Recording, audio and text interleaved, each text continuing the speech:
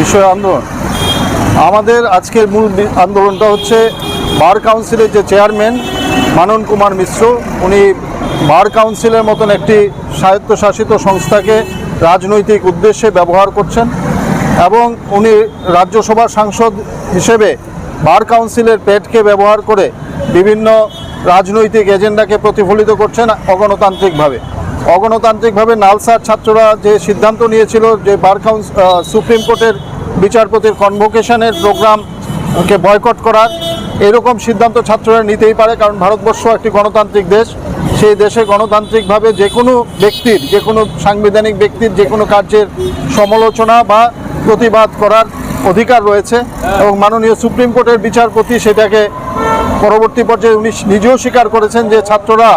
তাদের অধিকারের মধ্য থেকেই ওনার কনভোকেশন অনুষ্ঠান বয়কট করেছেন। এতৎসত্ত্বেও বার কাউন্সিলের চেয়ারম্যান মানন কুমার মিশ্র ব্যক্তিগতভাবে রাজনৈতিক উদ্দেশ্য প্রণোদিত হয়ে নালসার ছাত্রদেরকে